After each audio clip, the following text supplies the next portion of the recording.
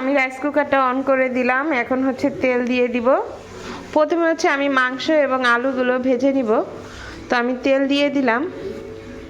তেলটা আমি গরম করে নিব। এখন আমি আলুগুলো দিয়ে দিব।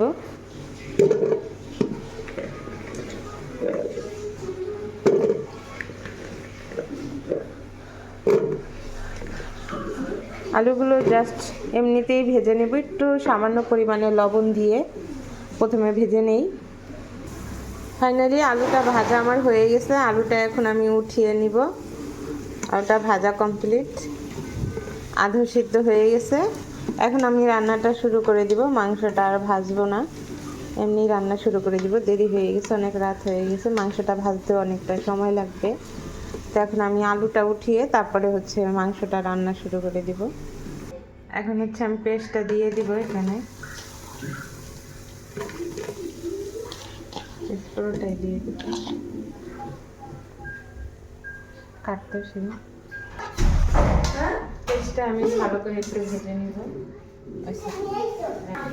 দেখেন আমার মেয়ে রান্না করতে বসছি, ও আসছে পাকামি করতে। এই যে দেখেন।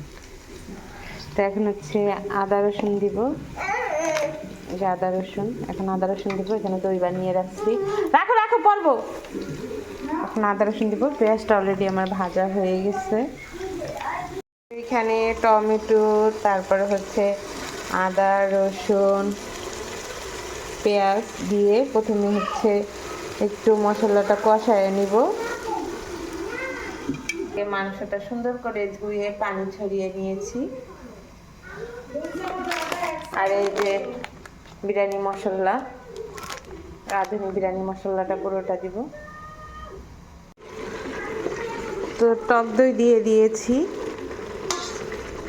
টক দইয়ের সাথে আমি হচ্ছে এখন মাংসটা দিয়ে দিব। মাংসটা এখন আমি ভালো করে কষিয়ে নিব। মাংস থেকেও কিন্তু অনেক পানি বের হবে।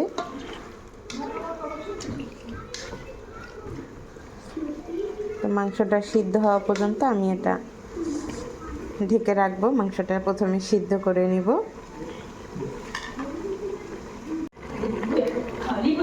মাংসটা আধা সিদ্ধ হয়ে গেছে। এখন আমি হচ্ছে বিরিয়ানির মশলাটা দিয়ে দিব।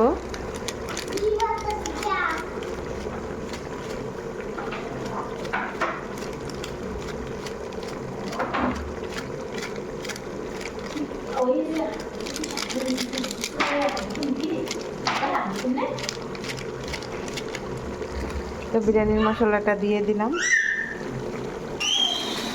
তো ফাইনালি মাংসটা কিন্তু হয়ে গেছে।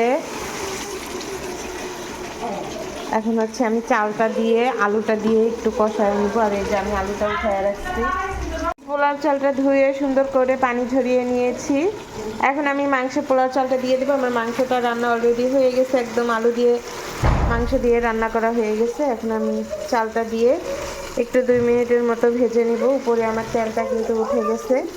আজকে ফার্স্ট টাইম হচ্ছে রাইস কুকারে বিরিয়ানি রান্না করতেছি। বাচ্চারা দৌড়াদৌড়ি করতেছে, তারা তো অনেক খুশি। বিরিয়ানির ঘ্রাণ বের হয়ে গেছে।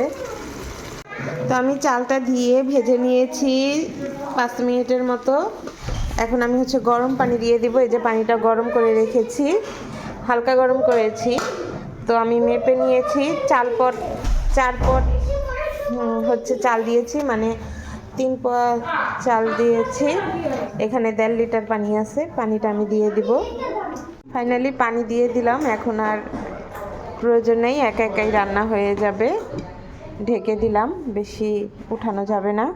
তো আপনাদের সাথে ফাইনাল লুক আমি শেয়ার করব অবশ্যই।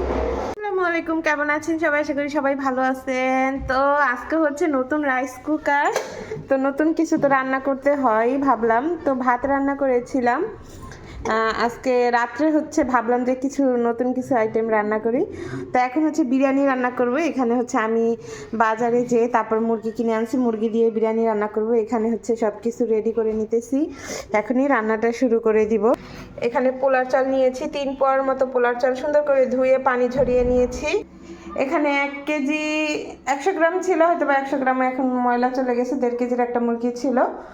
তো মুরগিটা এখন সুন্দর করে কেটে নিয়েছি। এখন এটা ধুয়ে পানি ঝরিয়ে নিব।